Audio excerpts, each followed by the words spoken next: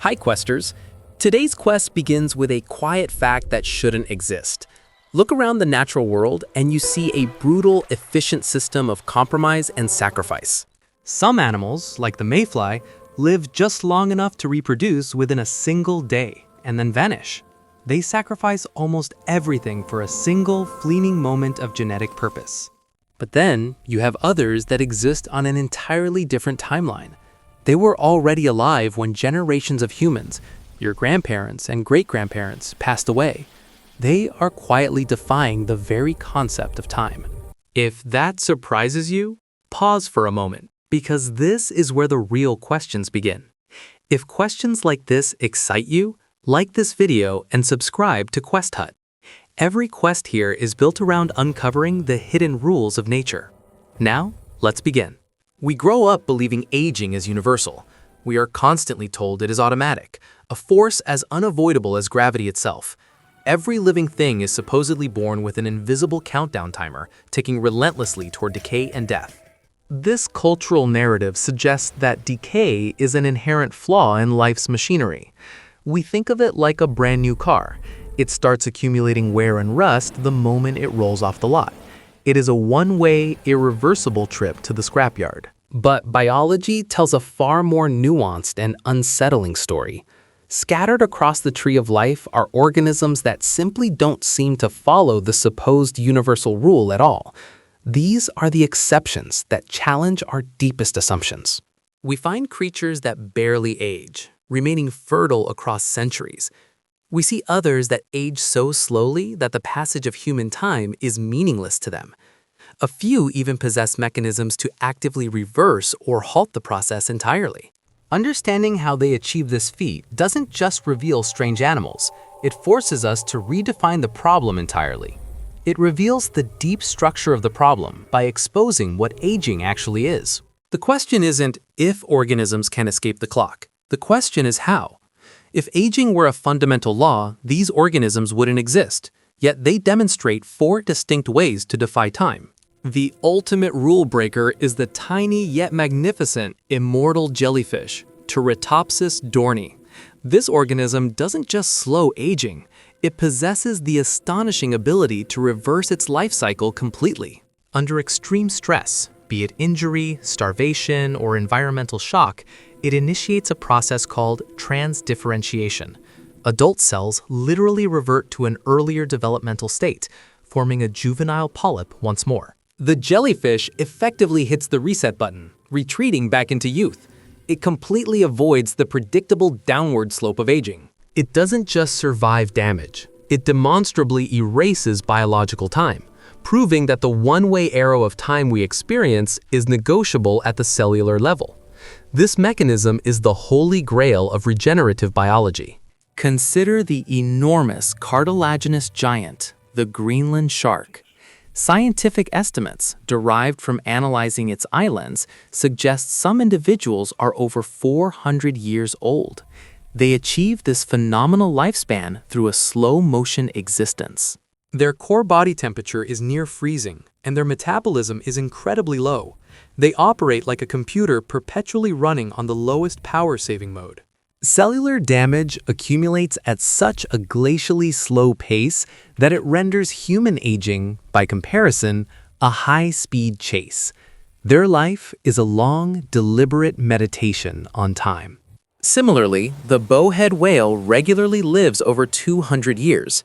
It possesses specialized genes that vigorously resist DNA damage and repair errors, a massive evolutionary investment in maintenance. The theory is that in their cold, resource-scarce, and predator-light environments, the benefit of long-term repair investment far outweighs the cost of slow reproduction. Now, the deep-sea champion, the ocean quahog, Arctica icelandica. Scientists have found individuals over 500 years old, a longevity that defies any simple model of decay. These creatures show what we call negligible senescence, a concept that shatters the universal clock idea. Their bodies don't accumulate damage at the expected increasing rate. Crucially, their fertility doesn't collapse with age, and their risk of death barely rises over their enormous lifespan. They remain in peak physiological condition indefinitely. Their internal engine runs with an efficiency that seems to bypass the constraints of biological time. Their chance of dying at age 5 is nearly the same as their chance of dying at age 405. Finally, consider the curious case of the bats. A common house mouse and a small bat can be similar in body size and fundamental cellular complexity, yet mice live a mere few years, while some bats live over 40, an extraordinary longevity for their size. The difference lies in the energy budget. Bats possess specific biological defenses, likely stemming from the extreme metabolic demands and high stress of flight. They invest heavily in repair, maintaining DNA integrity and possessing specialized immune pathways far better than most mammals their size. They must repair damage from high-speed flight or die quickly. Longevity emerges when the imperative for cellular repair consistently outcompetes the immediate, cheap strategy of mass reproduction. They are the evolutionary outliers of the mammal family. The existence of these animals forces a singular, powerful conclusion. Aging, in the scientific sense, is not an inevitable law. It is not some pre-programmed self-destruct mechanism. Instead, it is an evolutionary trade-off. It's a cost-benefit calculation made over millennia, dictated by the pressures of natural selection. Think of an organism as a business owner with a limited budget. That energy must be strategically divided between 3 essential biological functions: growth, reproduction, and repair. When evolution favors fast growth and early reproduction, long-term cellular repair loses priority. Damage accumulates, accepting decay as the price of speed.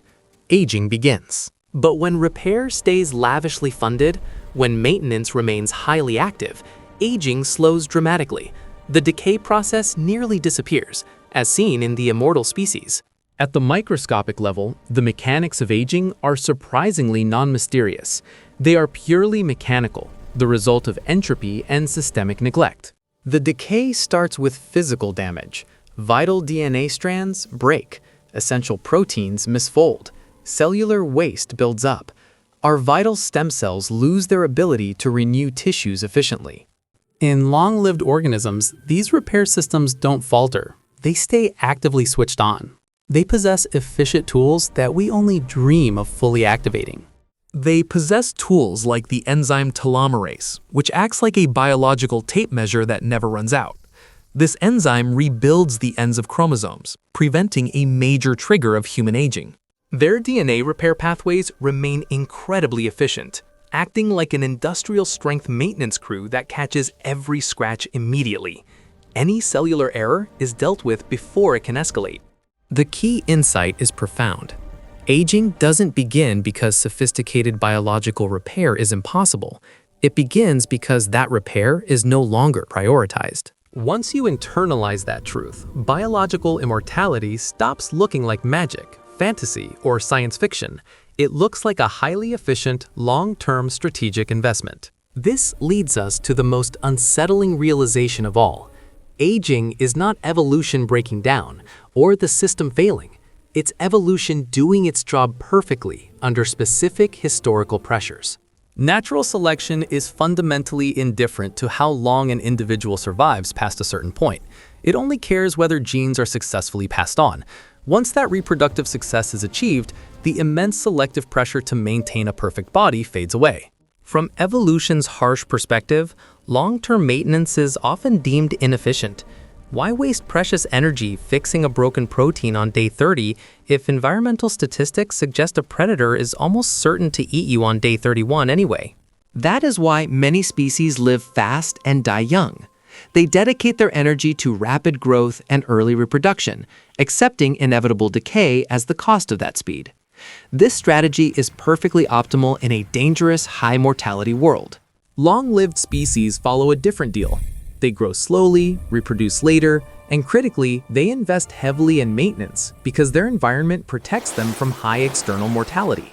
In essence, both strategies work under their different environmental conditions. Aging isn't a universal, mandatory rule. It's a biological bargain, negotiated under the threat of external death. Once you understand that aging is a strategic allocation of resources, the concept of immortality takes on a new, sober meaning. Biological immortality doesn't mean invulnerability. This is a critical distinction.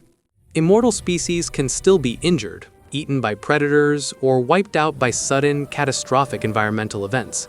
They are still subject to the external universe. What they successfully avoid is internal decay.